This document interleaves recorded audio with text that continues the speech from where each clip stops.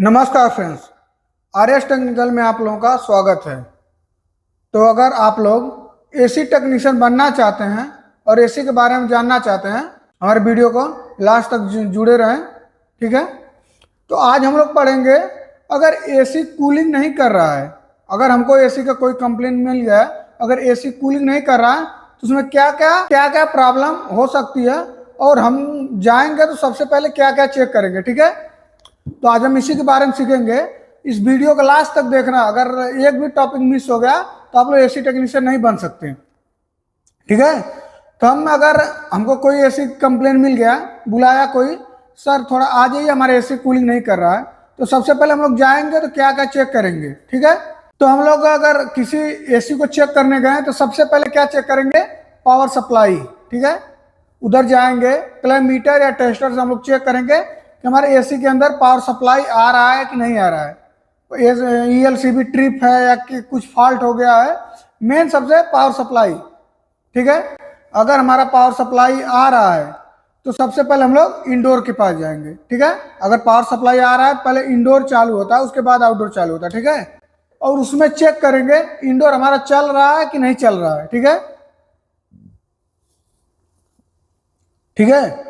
Indoor हमारा चल रहा है कि नहीं चल रहा है। अगर इंडोर हमारा चल रहा है, ठीक है, अगर हमारा इंडोर चल रहा है तो जो उसमें एक जो हमारा आउटडोर चलाने के लिए कंट्रोल आता है, ठीक है, उसमें फेस न्यूट्रल जाता है, एक 3 नंबर सप्लाई डायरेक्ट आउटडोर में जाता है वहीं से।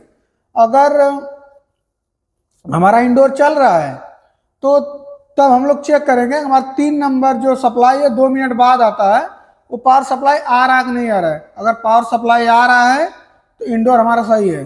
अगर पावर सप्लाई नहीं आ रहा है 3 नंबर का कंट्रोल का, इंडोर हमारा खराब है। पहले फर्स्ट इंडोर को चेक करेंगे पावर सप्लाई क्यों नहीं आ रहा है। उसका कॉइल सेंसर है और एयर सेंसर है, सब जैक चेक करेंगे, A to Z। इंडोर का PCB बोर्ड चेक करेंगे, कंट्रोल उसका क्यों नहीं आ रहा है, ठीक है। अगर पावर सप्लाई आ रहा है तो उसके बाद हम लोग आउटडोर के पास जाएंगे। जब आउटडोर के पास जाएंगे तो उधर हम लोग एक एक स्टेप बाय स्टेप चेक करेंगे। अगर हमारा पावर सप्लाई आ रहा है तो हमारा आउटडोर क्यों नहीं चल रहा है, तो उसके अंदर क्या होता है, कंडक्टर हम लोग चेक करेंगे, ठीक है। कंडक्टर चेक करेंगे, कैपेसिटर चेक करेंगे, कंप्रेसर चेक करेंगे, फैन मोटर चेक करेंगे, स्टेप बाय स्टेप चेक करेंगे, ठीक है। अगर वो सब भी सही है फिर भी हमारा कूलिंग नहीं कर रहा है, इंडोर चल रहा है आउटडोर चल रहा है फिर भी कूलिंग नहीं कर रहा है, तो क्या हो सकता है, गैस प्रॉब्लम हो सकता है, ठीक है। कंडेंसर कॉइल चोक रहता है तब भी कूलिंग नहीं करेगा, कूलिंग कॉइल चोक है, ब्लोअर मोटर नहीं चल रहा है। ये स्टेप बाय स्टेप इतना कुछ है, कमियां हैं जो एक टेक्नीशियन को, अगर आप टेक्नीशियन बनना चाहते हैं तो सबसे पहले आपको कंप्लेन चेक करने आना चाहिए।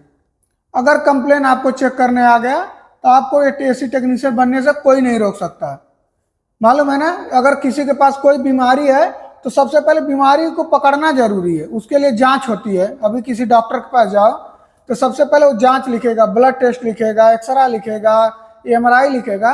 अगर वो बीमारी उसको पता चल गया तभी वो दवाई देगा उसी रोग का।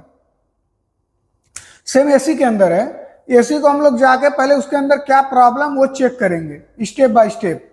पावर सप्लाई और इंडोर पावर सप्लाई, इंडोर का fan motor A to Z, coil का temperature sensor, blower motor check करके फिर आउटडोर में आएंगे। आउटडोर में sensor, compressor, motor A to Z अगर हमको पता चल गया कि क्या प्रॉब्लम है तो हम उसको सही कर सकते हैं। तो एक एसी टेक्नीशियन का सबसे बड़ा मस्ट इंपॉर्टेंट है कंप्लेन चेक करने आना चाहिए, ठीक है। कंप्लेन चेक करने आ गया तो आपको एसी टेक्नीशियन बनने से कोई माइकलाल नहीं रोक सकता, ठीक है दोस्तों। अगर ये वीडियो आप लोगों को पसंद आई है तो हमारे चैनल को फॉलो करें, लाइक करें, कमेंट करें, ज़्यादा से ज़्यादा शेयर करें। ऐसे ही और टेक्निकल वीडियो देखने के लिए हमारे चैनल से बने रहें। और चैनल बने रहने के लिए दोस्तों धन्यवाद। जय हिंद।